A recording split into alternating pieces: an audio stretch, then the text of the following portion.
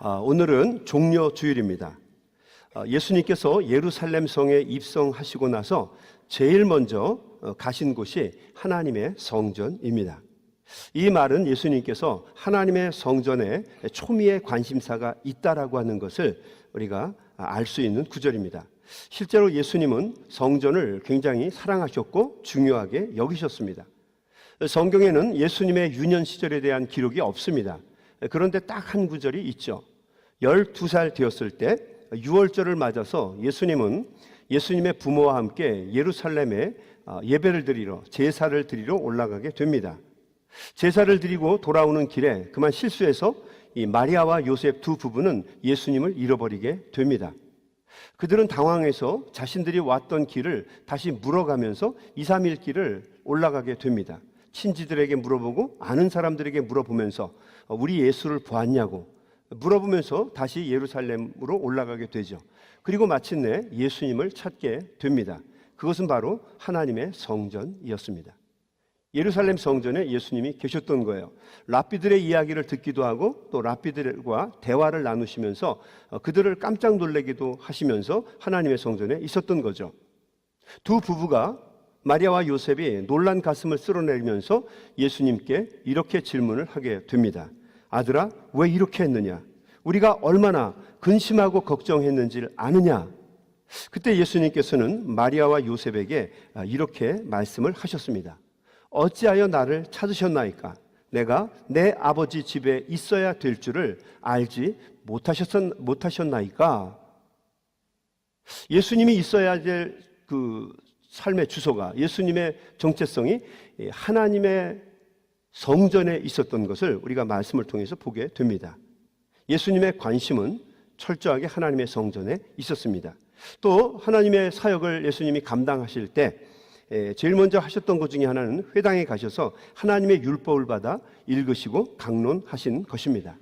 하나님의 말씀과 또 하나님의 성전에 예수님은 많은 관심을 두고 계셨습니다.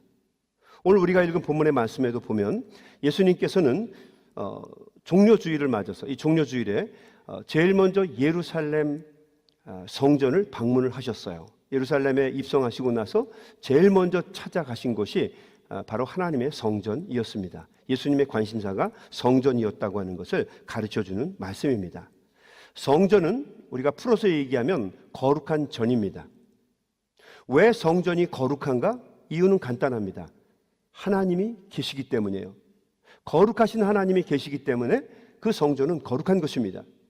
또 그 거룩한 하나님이 우리가 성전에 가서 예배하고 기도할 때 우리를 만나 주시기 때문에 하나님의 성전에서 우리가 거룩하신 하나님과의 만남이 있기 때문에 성전은 거룩한 것입니다. 그것이 화려하고 높은 고관 대작들이 그 성전에 들어가기 때문에 거룩한 것도 아니고 왕이 있기 때문에 거룩한 것도 아닙니다. 거기에는 거룩하신 하나님이 계시기 때문에 성전은 거룩한 것입니다. 그러므로 예수님이 성전에 관심을 가지신 첫 번째 이유가 무엇인가? 그것은 성전에는 하나님이 계시기 때문입니다. 성전은 한마디로 얘기하면 하나님이 거하시는 전입니다. 여러분 한번 생각해 보십시오. 그 위대하고 대단하시고 그 놀라우신 하나님이 성전 안에 있다라고 하는 게 여러분 이해가 되십니까? 우리 이사야서 40장 12절에 보면 이렇게 기록되어 있어요. 하나님이 얼마나 크고 위대하시냐 하면 그분의 손 한 뺨이 지구를 이렇게 다 잰다는 거죠. 지구가 아니 우주입니다. 우리가 생각할 때 우주가 얼마나 넓어요. 근데 그 우주를 주님의 이 한 뺨, 하나님의 한 뺨으로 다 측량할 수가 있다는 거예요. 하나님이 그렇게 대단하신 분이라는 거죠.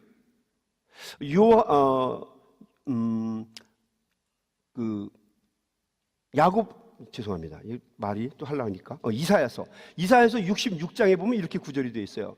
하나님께서 하늘을 보좌처럼 앉으시고 또 당신의 발을, 이 땅을 당신의 발등상이처럼 두신다라고 하는 거죠. 하나님이 얼마나 크고 넓으신지, 하나님이 얼마나 위대하시는지 인간이 도무지 가늠할 수가 없고 함부로 측량하거나 판단할 수가 없다는 거죠. 하나님은 온 천지에 충만하신 분입니다. 그분의 능력과 권한이 우주 구석구석까지 미치지 않는 것이 없다라고 이야기하는 겁니다. 하나님은 이렇게 위대하시고 크신 분이에요. 그런데 그 크고 위대하신 분이 하나님의 성전에, 그 조그만 성전에 있다? 여러분, 이것은 갇혀 있다는 느낌이에요. 그러니까 하나님은 그 성전에 있는 게 불가능해요. 하나님은 성전에 있지 않습니다. 하나님은 더 크고 더 위대하신 분이에요. 근데 그 조그만 성전에 갇혀 있다? 이게 말도 안 되는 얘기죠. 그런데 하나님께서 그 성전에 계시겠다고 성경은 말합니다. 왜 하나님이 성전에 있게 되었는가? 솔로몬이 하나님 앞에 왕이 되고 나서 일천 번제를 드리게 되죠. 간절함으로 열정을 다해서 하나님 앞에 1000번의 제사를 드리게 되죠. 그리고 그가 하나님께 이렇게 구하게 됩니다. 하나님, 내가 이 성전에서 구할 때마다 주님 나를 만나 주시옵소서. 감동하신 하나님께서 그러마하고 약속을 하십니다. 그 위대하신 하나님, 내가 언제 너희들 보러 성전을 지어달라고 하더냐? 내가 너희들이 만든 그 성전에 갇혀 있는다는 게 말이나 되냐? 그렇게 하나님이 말씀하셨지만 그의 정성을 보시고 그의 하나님 사랑하는 마음을 보시고 내가 성전에 있겠다고 약속을 하신 거예요. 그리고 성전에 나와서 기도할 때 내가 너의 기도를 들어주겠다. 성전을 향하여 기도할 때 내가 너의 기도를 들어주겠다. 성전을 마음에 품고 기도할 때에 내가 너의 기도를 들어주겠다라고 주님께서는 약속을 하신 것입니다. 그래서 우리가 하나님의 성전에 나오면 우리는 반드시 주님을 만나는 은혜를 누리게 됩니다. 하나님이 성전 안에 계시다라고 하는 것을 느끼게 되면 우리에게 큰 감동이 돼요. 제가 다른 지역을 가든지, 그래서 예배를 못 드리게 되든지, 아니면은 뭐 한국을 방문해서 우리 교회의 주일날 예배를 못 드리게 되든지, 그러면 저는 다른 교회 가서 예배를 드리면서 항상 우리 교회를 생각합니다. 그 교회가 아무리 훌륭하고 멋있어도 제가 이 아틀란타 한인교회에서 만난 그 하나님을 섬기는 목회자로서 이 교회를 능가하는 교회는 제 사전에는 없어요. 아틀란타 한인교회만한 교회가 없어요. 저는 이 아틀란타 한인교회에 계신 하나님을 사랑하고 찬양합니다. 그래서 여러분도 그러셔야 돼요. 이 한인교회에 있는 그 하나님을 우리가 만나야 하고 올 때마다 그 주님께 영광을 돌려야 합니다. 하나님이 계신 우리 아틀란타 한인교회, 이게 얼마나 은혜가 되고 기쁨이 되는지 몰라요. 제가 군 생활을 할 때 저희 아버지가 계신, 우리 어머니가 계신 집을 항상 염두에 뒀어요. 힘들고 어려운 일을 할 때마다, 훈련을 받을 때마다 이제 좀 있으면 휴가지. 그러면 내가 내 아버지, 내 어머니가 계신 집으로 가지. 이게 얼마나 큰 위로가 되는지 몰라요. 조금만 있으면 이제 저녁이지, 제대지. 그러면 내가 엄마 아버지 집으로 가지. 그럼 내가 이제 열심히 살아야지, 효자로 살아야지. 물론 제대하고 나면 다시 예전의 모습이 회복이 돼서 다시 그러지 못한 경우도 많이 있었지만, 그래도 아버지 어머니를 생각하면 힘이 돼요. 우리 한인교회에 계신 하나님을 생각하면서 우리 한인교회를 생각하면 그게 얼마나 힘이 되고 기쁨이 되는지 몰라요. 바라고 소망하기는 우리 한인교회 성도님들 열심히 교회 다니시고 또 교회 오실 때마다 우리에게 힘과 능력이 되시는 우리 하나님을 꼭 만나는 역사가 있게 되기를 주님의 이름으로 간절히 축원합니다. 주의 이름으로 축원합니다. 두 번째, 왜 예수님께서 하나님의 성전에 초미의 관심을 가지셨는가? 두 번째 이유는 성전은 기도하는 곳이기 때문입니다. 하나님이 성전 안에 계시기 때문에 이 성전에 나와서 우리가 기도하면 하나님은 우리의 기도를 들어주십니다. 하나님의 임재와 능력을 경험하는 가장 확실한 장소가 하나님의 성전입니다. 성전에 계신 하나님은 우리가 기도할 때 반드시 만나주세요. 기도는 우리의 간절함의 표현입니다. 기도할 때 우리는 눈을 감습니다. 세상의 모든 것에 관심을 끊는다는 뜻입니다. 오직 내가 주님만 집중하고 주님만 바라보겠습니다라고 하는 외적인 신앙의 다짐이 바로 기도입니다. 기도를 하는 이유는 주님 당신이 내 인생의 주인이십니다라고 하는 고백이 담겨 있는 몸짓이에요. 그래서 우리가 기도를 간절하게 드릴 때 주님은 어김없이 우리의 기도를 들으시고 응답하십니다. 그래서 하나님의 저는 기도하는 곳이에요. 한국에 있을 때 약장사들이 이런 얘기를 했어요. 가만히 듣다가 어느새 암기가 됐는데 이런 얘기입니다. 산에 가야 범을 잡고 바다 가야 고기 잡고, 뭐 제가 계속 멋있게 할 수는 있습니다만 제 품위에 문제가 되기 때문에 인천 앞바다에 사이다가 떴어도 고프 없이는, 고프가 뭔가 했더니 컵이에요. 컵 없이는 못 마십니다. 여러분, 진리입니다. 진리예요.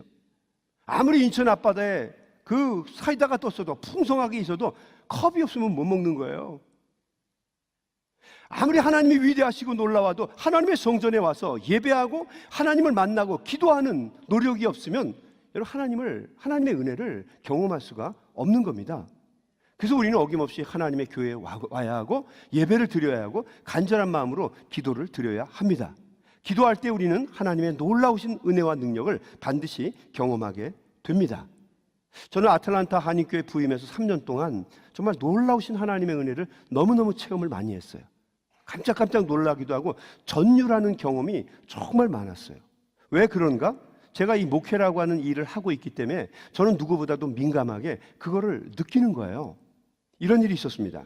삶을 포기한 젊은이가 마지막 간절한 마음으로 매일 새벽에 나와서 하나님께 매어 달리고 기도를 하면서 다시 멋진 가정을 일구게 되고 힘있게 살아가는 것을 저는 두 눈으로 보았어요. 그 친구가 저한테 이렇게 얘기했어요. 하나님 정말 살아계시네요. 정말 놀라운 일이었어요. 저는 감당할 수 없는 큰 시련을 만난 가정이 하나님 앞에서 매일같이 나와서 기도하면서 다시 일어나는 걸 보았는데, 현재의 문제만 해결하는 것이 아니라 과거에 꼬이고 뒤틀렸던 힘들고 어려운 문제까지 함께 해결하는 방법을 보았어요. 하나님은 저렇게도 역사를 하시는구나. 믿음을 가지고 주님 앞에 나와서 간절한 마음으로 기도하니까 우리 주님께서 보셨나 봐요. 그 안에 고침받을 만한 믿음이 있는 것을 보시고 하나님께서 그에게 병 나음과 놀라운 은혜를 부어주시는 것을 저는 보았어요. 아마 여러분들 중에서는 삐딱한 시각을 갖고 있는 분들 중에서는 이렇게 반문할지 모르겠어요. 목사님, 그게 바로 종교의 본질일까요? 종교가 너무 기복적인 것은 아닐까요? 이렇게 질문할 수가 있어요. 근데 대단히 죄송한 얘기지만 여러분, 그분 살만해서 그럽니다. 살만해서 세상에서 사는 게 괜찮으니까 그런 소리 하는 겁니다. 여러분, 인생이라고 하는 게 그렇게 만만하지를 않습니다. 정신 바짝 차리고 열심히 노력해도 인생 하나님의 은혜와 뜻 가운데 거룩하게 완주하는 거 여러분 쉽지 않습니다. 제가 한번 반문해 볼까요? 여러분, 종교에서, 신앙에서 기복성을 빼고 나면 뭐가 남아요? 내가 하나님 앞에 복을 구하는 그 마음 없이 종교에 뭐가 남습니까? 여러분, 나라와 민족의 번영을 위해서 여러분이 예수 믿습니까? 이 아침에 비가 오는데? 한인 사회의 평화와 안녕을 위해서 여러분 예수 믿으세요? 바깥이 이렇게 어둡고 좀 더 피곤한 육신 쉬고 싶은데? 목사인 저도 그런 이유 때문에 제가 설교를 하고 목회를 하는 거라면 대충 하죠. 왜 이렇게 열심히 사람들 앞에서 욕먹으면서 그렇게 목에 힘줘서 설교를 하겠어요? 이유는 간단합니다. 하나님께서 복 주시고 열심히 노력하고 애쓰시는 사람을 쓰시는 것을 제가 삶을 통해서 보았기 때문에요. 하나님 앞에 기도하고 하나님께 간절한 마음으로 부르짖으면 하나님이 인도해 주시는 것을 저는 보았어요. 하나님이 축복해 주시고 하나님이 은혜를 베풀어 주셔야만 우리가 승리하는 인생을 살 수 있다라고 하는 것을 우리는 본능적으로 알기 때문에 하나님의 전에 나와서 간절한 마음으로 기도를 드리는 것입니다. 하나님이 축복해 주셔야만 우리가 복된 인생을 살 수 있습니다. 여러분, 이 말이 맞는 것이 하나님께서 우리 인간을 만드시고 제일 먼저 하신 것이 무엇입니까? 우리를 복 주시는 거였어요. 생육하고 번성해라, 이 땅에 편만해라, 이 땅을 다스려라, 하나님이 기뻐하시는 세상으로 만들라는 거죠. 우리 인간은 만들어짐과 동시에 하나님의 축복을 받은 존재이기 때문에 우리가 믿든 믿지 않든, 인정하든 인정하지 않든 하나님의 복이 있어야만 우리가 승리하는 삶을 살 수 있다라고 하는 것을 우리는 본능적으로 다 느끼고 살아갑니다. 그래서 하나님이 주시는 은혜와 축복이 우리의 삶들에 충만해야 될진데, 우리 아틀란타 한인교회 성도님들의 삶 속에 하나님의 축복이, 폭포수와 같은 축복이 차고 넘치시게 되기를 주님의 이름으로 간절히 축원합니다. 주의 이름으로 축원합니다. 어쩔 수 없어요. 이상하게 보여도 어쩔 수 없습니다. 여러분, 나쁜 것은 이기적이고 편협하게 자신의 욕심을 위해서 남을 짓누르고 희생시키고 억울하게 만드는 구조적인 종교로서의 모습은 우리는 어떠한 모양이든지 반대하고 배격합니다. 당연하죠. 복을 구실로 해서 그 금품을 요구한다든지 사람을 지배하려고 한다든지 그 대가를 요구하는 거 우리는 무조건 반대합니다. 그건 잘못된 신앙이죠. 기복 신앙 중에서도 싸구려 신앙이에요. 그러나 그런 것들을 배격한다고 해서 하나님이 우리를 축복해 주셔야만 복된 인생, 승리하는 인생을 살아갈 수 있습니다라고 하는 이 말씀마저도 부정하는 거, 저는 그것 또한 배격합니다. 인생은요, 하나님이 우리를 축복해 주셔야만 잘 살 수 있어요. 여러분 하시는 사업도 하나님이 축복해 주셔야 잘 될 수 있고요. 여러분이 아무리 자녀를 잘 길러도 하나님이 축복해 주시지 않으면 여러분의 자녀의 미래가, 인생의 대로가 지경이 넓어지고 평탄해질 수가 없어요.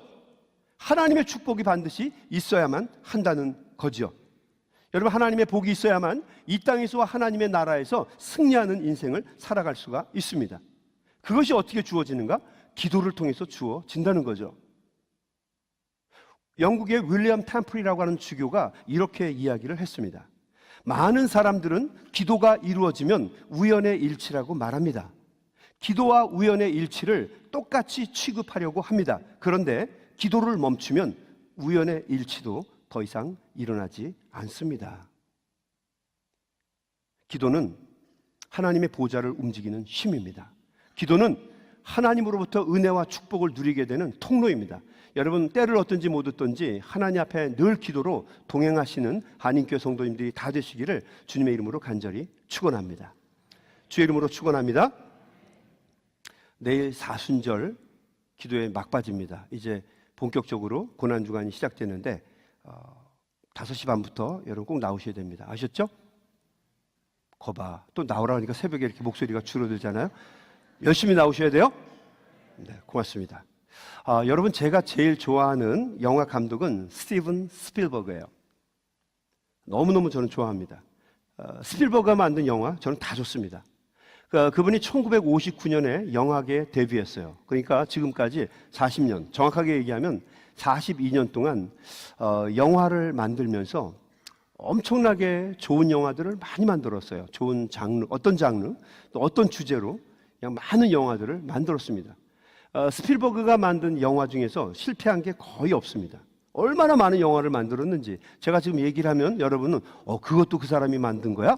그렇게 이야기할 만큼 너무너무 많아요. 제가 지금 이야기하는 거에 몇 배가 되는 영화들이 많습니다. 상어 영화 여러분 기억하시나요? 조스. 빠밤 빠밤 빠밤 빠밤 기억나시나요? 조스. 그 조스를 만든 사람이 스필버그예요. 인디아나 존스 그 영화 시리즈를 만든 사람이 스필버그. 라이언 일병 구하기, 쉰들러 리스트, E.T., 쥐라기 공원, 8번가의 기적, 이런 모든 것을 만든 사람이 바로 스티븐 스필버그라고 하는 사람이죠. 정말 대단한 사람이에요. 엄청난 많은 영화들을 만들었습니다. 아마 영화사에 있어서 과거에도 그랬지만 앞으로 미래에도 이 스필버그만큼 영향력 있는 사람이 과연 나올 수 있을까? 저는 개인적으로 그렇지 못할 것이다라고 하는 생각을 하게 됩니다. 이 사람은 너무너무 재밌고 다 좋아요. 그 중에서도 저는 이 스필버그가 많은 영화를 만들었는데 1971년에 만들었던 듀얼이라고 하는 그 대결이라고 하는 이 영화를 제일 좋아합니다. 원래 이 듀얼이라고 하는 이 영화는요, 텔레비전 방송용으로 만들어진 영화입니다. 이 영화는 제작비가 거의 들지 않았어요. 등장하는 그 차가요, 딱 2대예요. 아주 오래된 낡은 트럭 1대, 큰 트레일러 1대하고 또 하나는 빨간색 세단차 2개입니다. 이 2대의 차가 고속도로를 지금 여러분이 보고 있는 스크린하고 별로 다르지 않아요. 계속 하루 종일 달리면서 대결하는 장면이에요. 쌈박질하다가 이 영화가 끝이 납니다. 그래서 영화비가 가장 저렴하게 드는 영화, 그러나 사람을 그냥 조금 더 숨 못 쉬게 하는, 손에 진땀이 흐르게 하는 그 서스펜스와 드릴로 인도하는 영화가 바로 이 듀얼이라고 하는 영화죠. 엄청나게 재밌습니다. 이 영화가 만들어진 게 언제냐면요, 71년이니까 47년이 지났습니다. 근데 47년이 지나서 보니까요, 역시 또 가슴이 뜁니다. 어쩌면 그렇게 사람의 마음을, 심리를 이렇게 잘 이 스필버그가 읽었는지 굉장히 놀라워요. 영화의 내용은 이렇습니다. 데니스 위버라고 하는 주인공이, 이 사람이 그 사업을 하는 사람인데 급한 계약 때문에 자기의 세단차를 타고 하이웨이를 운전해서 가게 됩니다. 근데 급한 마음으로 가다 보니까 아주 큰 음산하게 생긴 큰 트럭 한 대가 그의 앞을 가로막고 데니스 위버의 그 앞길을 가로막고 천천히 가는 거예요. 빵빵빵 눌렀는데도 안 비켜주니까 데니스 위버가 그 차를 가로질러서 앞으로 가게 됩니다. 그런데 이게 뭔가 좀 그 트럭 운전사에게 안 좋았나 봐요. 이 영화 내내 끝날 때까지 트럭 운전사는 나오지 않습니다. 그게 얼마나 무서운지 몰라요. 얼굴이라도 나오면 저렇게 생겼구나 낯짝이 그러면서 넘어갈 텐데 이 데니스 위버는 이 트럭 운전사는 얼굴도 안 내밀어요. 손만 딱 한 번 나오는데 그것도 무섭습니다. 먼저 가라고 딱 신호를 해요. 그래서 이 데니스 위버가 그 말을 듣고 먼저 가려다가 앞에 오는 차하고 부딪힐 뻔하기도 하고요. 어떤 경우는 그냥 천천히 뒤따라와요. 이게 얼마나 무서운지 공포스럽습니다. 음산한 분위기로 와요. 또 어떤 경우는 이 트럭이요 먼저 앞으로 휙 지나가면서 앞지르기도 합니다. 그리고 천천히 서행을 하는 거죠. 데니스 위버를 이 영화 시종 내내 천천히 괴롭히면서 가지고 놉니다. 공포의 연속이에요. 이 트럭 운전사가 마치 악마 같습니다. 천천히 와요. 그러다가 어느 한순간은요 미친 듯이 전속력으로 달려와요. 여러분 그 자동차 그 트럭의 그 모양은 굉장히 낡았는데요. 엔진은 새 겁니다. 신형이에요. 터보로 다니는 거예요. 그래서 이 큰 트럭이요 쉥 달려올 때는 얼마나 무서운지 영화를 보다가 그리고 와서는 그 빨간 세단 그 데니스 위버가 탄 그 세단을요 뒤에서 막 퍽퍽 밀어 제끼는 거예요. 위기의 순간입니다. 잘못하면 죽을 수 있어요. 살해 의도를 가르고 밀어붙이는데 이 얼마나 무서운지 이 장면 그냥 이 스필버그가 어떻게 똥차 2개를 가지고 사람들을 사로잡는지 놀랍습니다. 원래 이 영화는요 TV용으로 만들어진 영화인데 미국 전역에 있는 모든 사람들을 사로잡았어요. 그 젊은 그 스필버그가 말이죠. 데니스 위버가 살아남기 위해서 필살의 노력을 하거든요. 그가 어떻게 되는가? 이 영화를 통해서 어떻게 되는가? 여러분 제가 다음 주 이 시간에 여러분에게 그 결과를 말씀드리도록 하겠습니다. 영화를 보면서 제가 이런 생각이 들었어요. 여러분 인생이 참 마치 그 길고 긴 하이웨이 같아요. 인생을 살아가면서 과연 어떤 일이 일어날지 우리는 아무도 알 수가 없어요. 그렇죠? 아무도 알 수가 없어요. 그 미친 트럭 운전사와 같은 사람이 우리 인생의 어느 한순간에 복병처럼 숨어 있을지 몰라요. 여러분 참고로 얘기를 하면 그 유튜브에 가면 이거 풀로 이 모든 영화가 다 있습니다. 제가 한글 자막이 있는지는 제가 잘 모르겠는데 보면 여러분도 아마 놀랄 거예요. 트럭 운전사가 갔는 줄 알았는데 가지 않았어요. 딱 숨어가지고 딱 있는데 여러분 그걸 보면 모골이 숭연합니다. 우리가 인생을 살아가는데 그 인생의 하이웨이에 그런 사탄이 그런 악마가 기다리고 있는 거예요. 그 악마가 어떤 때는 강도나 살인마 같은 모습으로 우리에게 나타날 수도 있어요. 그 악마가 어떤 때는 실패와 좌절과 절망이라고 하는 이름으로 감정적인 위기로 우리에게 올 수도 있습니다. 어떤 때는 질병으로, 어떤 때는 사건으로, 어떤 때는 사고로 그 모양을 바꿔서 우리의 인생의 복병처럼 우리를 엄습해 올 수 있다라고 하는 거죠. 어떤 때는 나에게 엄습할 수 있고 어떤 때는 나의 사랑하는 자녀들에게 엄습할 수 있어요. 나의 사랑하는 배우자에게 엄습할 수 있고 내게 너무너무 소중한 사람에게, 이웃에게, 친지에게 그런 위험과 위기가 올 수 있다는 거죠. 인생의 하위에 속에서 하나님이 주시는 축복과 은혜와 도우심이 아니면 여러분 우리는 절대로 성공하는 삶을 살 수가 없어요. 젊은 사람들은 제 말을 잘 못 들을지 모르겠지만 이제 인생을 지긋하게 사시고 또 인생의 맛을 아시는 어른들은 그 말이 무슨 말인지 알 거예요. 내가 노력하고 수고한다고 해서 그 떡을, 승리의 떡을 먹는 게 아닙니다. 우리는 겸손할 수밖에 없고요. 주의 도우심과 은혜를 구할 수밖에 없다는 거죠. 하나님이 도와주셔야만 반드시 승리하는 인생을 살게 될 줄로 믿습니다. 그러니까 하나님이 우리에게 복을 주셔야 돼요. 아멘. 네. 세 번째, 왜 예수님께서는 하나님의 성전에 많은 관심과 애정을 가지셨는가? 성전에는 치유와 회복의 역사가 일어나기 때문이에요. 오늘 우리가 읽은 본문의 말씀 14절입니다. 맹인과 저는 자들이 성전에서 예수께 나옴에 고쳐 주셨다. 성전에 오는 사람들마다 하나님의 은혜를 경험하게 됩니다. 하나님의 고쳐주심, 하나님의 만져주심, 하나님의 위로하심, 하나님의 회복과 은혜를 경험하는 장소가 바로 교회라는 거죠. 성전이라는 거죠. 물론 성전과 교회를 똑같은 개념으로 이렇게 트랜스포하는 건 의미가 쉽지가 않을 거예요. 그러나 그 미닝 자체, 그 뜻 자체는 아마 별로 다르지 않을 거예요. 우리가 하나님의 몸된 교회에 오는 이유는 무엇인가? 딱 하나입니다. 구원을 경험하기 위해서요. 하나님이 주시는 평화, 하나님이 주시는 축복, 하나님이 주시는 능력, 하나님이 주시는 은혜를 경험하기 위해서 우리는 교회에 오는 것입니다. 바라고 소망하기는 우리 한인교회 성도님들, 우리 교회에 올 때마다 하나님이 주시는 그 은혜를, 치유와 회복의 은혜를 경험할 수 있게 되길 주의 이름으로 축원합니다. 한 주간 동안 세상에 나가서 화석처럼 단단하게 굳어진 마음들이 예배를 드리는 가운데, 교회 와서 예배를 드리는 가운데 정말 유순하게 부드러워질 수 있게 되길 간절히 바랍니다. 제가 지난주에 우리 그 사무실에 있는데요, 조그만 아기가 왔어요. 와가지고 제 얼굴을 막 자기 얼굴을 비비는데 너무너무 말랑말랑하고 귀여운 거예요. 요놈 봐라, 요놈. 조그만 애인데요, 너무너무 예쁘더라고요. 그래서 제가 걔 주려고 장난감을 샀어요. 얼마나 예쁜지. 조그매요. 한 3살 됐나?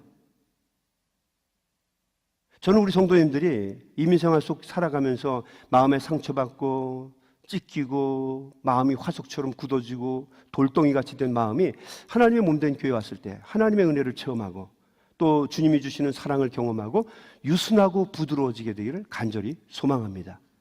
하나님의 교회에 왔을 때 내가 이전에 가졌던 아픔과 상처가 깨끗하게 치유되고 회복되는 역사가 간절히 있기를 바라요. 하나님의 성전은 그런 곳입니다. 하나님이 계신 곳, 하나님께 기도하는 곳, 또 하나님이 주시는 치유와 회복을 경험하는 곳. 그래서 성전은 귀한 곳이에요. 성전은 너무너무 소중한 곳이에요. 그런데 오늘 본문의 말씀에 보면 그 귀하고 소중한 성전을 썩은 종교 지도자들이 세상의 아주 더러운 곳 중에 하나로 만들어 버린 거예요. 그러니까 예수님이 분노하는 건 당연합니다.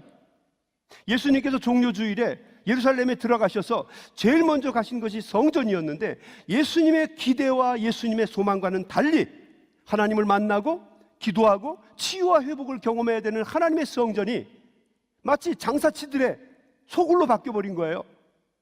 매매 현장으로 바뀐 겁니다. 그 어느 곳보다도 악이 관영한 곳으로 바뀌어버린 거예요. 주님께서 분노하셨죠. 오늘 말씀은 이렇게 얘기합니다. 12절, 예수께서 성전에 들어가사 성전 안에서 매매하는 모든 사람들을 내쫓으시며 돈 바꾸는 사람들의 상과 비둘기 파는 사람들의 의자를 둘러엎으시고 그들에게 이르시되 기록된 바 내 집은 기도하는 집이라 일컬음을 받으리라 하였거늘 너희가 강도의 소굴로 만드는도다 하시니라. 하나님의 이 거룩한 성전을 제사를 빌미로 해서 종교적인 행위를 빌미로 해서 한 개인의 욕심을 채우고 세상 사람들처럼 매매하고 거래하는 사기치는 장소로 왜곡시켜 버린 것입니다. 여러분 생각해 보십시오. 멀리 흐트러져 있던 유대인들, 자기의 가족들이 유월절을 맞아서 하나님 앞에 제사 드리려고 성전으로 오는 거예요. 꾸역꾸역 그 먼 길을 하나님 만나러 오는 겁니다. 그러면 제사장들이 그들의 노고와 아픔과 상처를 치유해주고 용기를 줘야 되는 거 아니에요? 세상에 나가서 1년 동안 잘 살다가 다시 돌아오라고 축복해주면서 가야 되는 거 아닙니까? 근데 제사장놈들이 재물들을 준비하는 거예요. 상업하는 사람들과 이 협작해서 담합을 해서 비싼 돈으로 이 재물들을 준비해 놓은 겁니다. 그리고 그 재물이 없이 온 사람들에게, 그 피곤하고 지친 사람들에게 고리 대업을 해서 비싼 돈을 주고서 그 재물을 사게 해서 제사를 드리게 하는 겁니다. 또 설사 어떤 사람들은 주님께 드리려고 재물을 가지고 온 경우도 있었어요. 그러면 아주 율법에 까다로운 규정을 들어서 제사장들이 퇴짜를 놓는 겁니다. 이거는 제물로, 제사로는 합당하지 않다. 그리고 내쫓는 거예요. 그 먼 길을 제사 드리려고 왔기 때문에 그들은 어쩔 수 없이 성전에 가서 성전 안에서 대신에 자기가 갖고 온 짐승 대신에 다른 제물을 사야 되는 거예요. 물론 그 제물의 가격은 엄청나게 비싼 거죠. 결국 이 배후에는 제사장들, 썩은 종교 지도자들과 상인들이 함께 결탁한 거예요. 예수님께서는 이것을 보시고 분노하셨어요. 그래서 다 뒤집어 엎어버리신 것이요. 예수님이 이것을 용납할 수가 없었어요. 환전상들도 마찬가지입니다. 왜 거기에 환전상들이 있었는가? 성전 안에 들어오는 사람들은 성전세를 내야 돼요. 그런데 당시에 사람들이 주로 썼던 로마 화폐에는 항상 황제의 얼굴이 기록되어 있습니다. 제사장들은 그것을 보고 뭐라고 얘기했냐면 황제의 얼굴이 그려있는 동전을 성전세로 성전에 내는 것은 합당하지 못하다. 그것은 우상숭배다. 만약에 하나님의 성전에 세금을 내기를 원한다면 유대 화폐로 바꿔라. 로마의 화폐를 유대의 화폐로 바꿀 때 거기에 차액이 생기겠죠? 그 엄청난 차액을 받아 처먹는 거예요. 마치 여러분 우리가 이 달러를 원화로 바꿀 때 많은 차익이 나오잖아요. 잘 모르세요? 차익이 나오잖아요. 그거를 우리가 막 너무 좋아하고 기뻐하는데 제사장들이 그 짓을 하는 거예요. 그래서 많은 사람들에게 돈을 갖다가 빼는 겁니다. 물론 환전업자와 함께 결탁해서 그들의 돈을 나누는 거죠. 우리가 전문용어로 분파이 한다고 하죠. 이 말씀을 읽으면서 제일 안타까운 건 비둘기 파는 사람의 의자도 뒤집어 엎으셨다는 거죠. 여러분, 비둘기가 뭡니까? 비둘기 그 털 뽑지 않죠? 그거 가르고 잡으면요, 이거 한 줌도 안 돼요. 가난하고 어렵고 힘든 사람들이 제사에서 소외되지 않도록 그들이 물질의 없음을 긍휼히 여기시고 하나님께서 제물로 바치라고 하신 규정이에요. 비둘기 그거 얼마나 딱한 거예요. 근데 이 썩은 종교 지도자들은 이것마저도 비싼 값으로 가난하고 힘든 사람에게 팔아서 착취를 하는 것입니다. 예수님이 용납할 수가 없죠. 그러니까 분노를 가지시고 이걸 다 뒤집어 엎으신 거예요. 왜냐하면 이것은 하나님의 뜻이 아니기 때문입니다. 성전에 와서 제물을 드리는 사람들이 구하는 게 뭡니까? 구원입니다. 구원. 평화예요. 죄사함입니다. 하나님의 은혜입니다. 하나님이 주시는 축복이에요. 이것을 주시지 않으면 내가 복된 인생을 살 수 없기 때문에 나와서 그들은 주의 도우심과 은혜를 구하며 제사를 드리는 겁니다. 그런데 하나님의 성전은 그렇게 되어 있지 않았던 거죠. 여러분, 이 말씀은 오늘을 살아가고 있는 이 시대의 우리들에게도 똑같이 적용될 수 있습니다. 우리가 정신 차리고 하나님의 뜻대로 교회를 잘 운영하지 않으면 교회는 언제든지 아무리 거룩하고 아무리 훌륭하고 하나님이 계신 곳이라 할지라도 예수님께서 정죄하셨던 성전과 같이 나빠지고 죄악된 모습을 가질 수 있다라고 하는 것을 여러분 기억하십시오. 지혜를 가지시고 용기를 가지시고 하나님이 기뻐하시는 일이 아니다라고 하면은 여러분 끊을 수 있게 되길 주의 이름으로 축원합니다. 배격하세요. 뒤집어 엎으십시오. 그건 하나님의 뜻이 아니에요. 하나님의 몸된 교회를 물건을 사고 파는 곳으로 만들지 말아주세요. 능력이 있고 힘이 있고 권세가 있는 사람들과 어쩔 수 없이 연합해서 교회에서 이거 팔아도 된다. 여러분 하지 마십시오. 목사님, 가난하고 어려운 사람들을 위해서 이거는 해야 되지 않을까요? 그렇다면 섬기는 마음으로 하세요. 예배를 어렵게 하지 마세요. 교회 안에 들어와서 사고 파는 행위를 통해서 우리 형제와 우리 자매들에게 아픔을 주지 마십시오. 목사님, 그걸 어떻게 할까요? 여러분이 알아요. 여러분이. 목사님의 뜻은 무엇입니까? 여러분이 알잖아요. 여러분이. 목사님의 허락을 받으려고 합니다. 여러분이 알잖아요. 그거를 하면 하나님이 기뻐하시는지, 하나님이 그거를 하시면 분노하시는지 여러분이 알잖아요. 여러분, 용기를 내서 끊어버릴 수 있는 지혜와 결단력이 있게 되길 주의 이름으로 축원합니다. 하나님이 기뻐하시는 거, 또 하나님이 원하시는 것은 하세요. 그걸 제가 어떻게 막겠습니까? 섬기는 마음으로 하십시오. 그러나 개인의 욕심이나 사견이나 개인이 가지고 있는 어떤 다른 마음이 있다고 한다면 여러분 끊어야 합니다. 어떠한 이유로든지 끊어야 돼요. 하나님의 성전은 하나님이 운행하시고 하나님의 능력과 하나님의 신이 있는 거룩한 것으로, 맑고 깨끗한 것으로 우리가 지켜야 됩니다. 여러분, 우리 아틀란타 한인교회를 그렇게 아름답게 지키는 우리 성도님들 다 되시기를 주님의 이름으로 간절히 축원합니다. 고린도서에도 보면은요, 이 성전만 성전이 아니라 우리의 몸이 하나님의 성전이라고 그랬어요. 그러니까 여러분, 이 사순절 기간, 특별히 이 고난 주간에 다시 한번 우리의 삶을 되돌아보고 과연 내가 하나님이 보시기에 좋은 모습으로 살아가고 있는가, 내 삶 속에서 제하여 버려야 될 것이 혹시 무엇이 있는가 한번 잘 돌아보면서 여러분 깨끗하게 하나님 앞에 정결하게 여러분을 다 씻으시고 부활절에 부활의 기쁨과 감동을 함께 경험하는 저와 여러분 될 수 있게 되길 주의 이름으로 축원합니다. 저의 교회를 섬기다가 교회를 한국으로 돌아가시는 성도님들이 참 많아요. 타주로 가시든지 또 한국으로 가시는 분들이 많은데 그분들이 돌아가게 되면 저한테 이메일을 많이 씁니다. 제가 며칠 전에 이메일을 받았어요. 근데 이 이메일을 받고서 이 편지의 내용이 참 좋았어요. 이 글을 우리 성도님들과 한번 나눠야겠다 생각을 했어요. 제가 이 글을 한번 읽어볼 테니까, 편지를 읽어볼 테니까 여러분 잘 들어보시기 바랍니다. 김 목사님, 안녕하세요. 저를 기억하실지 모르겠습니다. 저는 직장 문제 때문에 작년에 다시 한국으로 돌아와서 가족들과 함께 열심히 살아가고 있는, 또 신앙생활을 하고 있는 암흑의 집사입니다. 너무 늦게 소식을 전해드려서 죄송한 마음 금할 길이 없습니다. 그리고 나서 뭐 여러 가지 얘기가 있는데 저를 이렇게 막 칭찬하는 얘기가 많이 들었어요. 용비어천가가 여기 있었어요. 근데 성도님들이 뭘 하다가 막히게 되면 제 칭찬을 많이 해요. 넘어가겠습니다. 생략, 후렴구입니다. 4년 남짓 한인교회를 섬겼는데 요즘에는 종종 그 시간들을 되돌아봅니다. 만약 제가 한인교회를 만나지 못했다면 미국에서의 제 인생이 어떻게 되었을지 두려운 마음 금할 길이 없습니다. 저희 두 아이가 돌아가면서 수술을 하고 많이 아파서 힘든 시간을 보내야 했는데 교회 성도님들의 통큰 사랑과 배려 덕분에 고난을 잘 이겨낼 수 있었습니다. 성도님들께 깊은 감사의 마음을 전합니다. 저희 두 부부는 갈등도 많이 했고 심각한 문제가 있어서 자칫하면 이혼의 위기에 휘말릴 수 있었는데 목사님과 아무개 장로님의 사랑과 기도 덕분에, 여러분 아무개가 아니에요. 성이 아시고 이름이 무개인가? 그게 아니고요. 장로님의 사랑과 기도 덕분에, 그리고 고마운 세론들의 사랑 때문에 다시 일어설 수 있었습니다. 그리고 또 후렴구가 또 나와요. 용비어천가라 제가 빼겠습니다. 저희 가정은 한인교회를 만나 믿음을 배우고 열심히 기도하는 것이 얼마나 소중한지를, 그 중요성을 알게 되었습니다.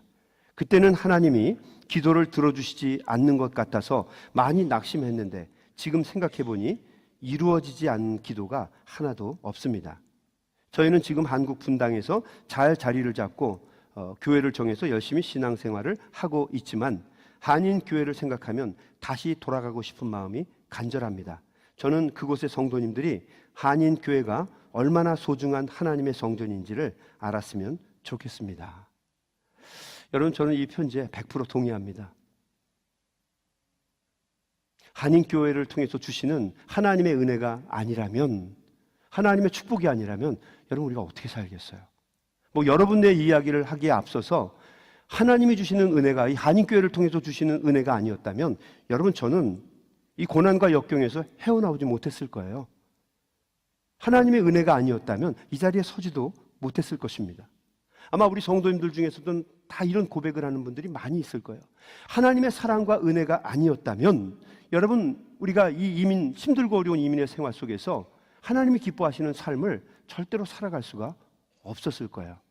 바라고 소망하기는 우리의 이 소중한 교회가 타락하거나 썩지 않도록 여러분 지켜주시기를 바랍니다. 우리 교회가 항상 순수하게 하나님만 사랑하고 세상에 오염된 그 가치관에 물들지 않고 변질되거나 망가지지 않고 항상 순수하게 하나님이 기뻐하시고 성령님이 충만하시게 운행하시는 그런 좋은 교회가 되기 위해서 함께 우리 교회를 아름답게 지키고 더럽고 추악한 것들을 다 씻어버리고 하나님이 원하시는 복된 교회로 함께 세워가는 저와 여러분이 될 수 있게 되기를 주님의 이름으로 간절히 부탁을 드리고 축원합니다.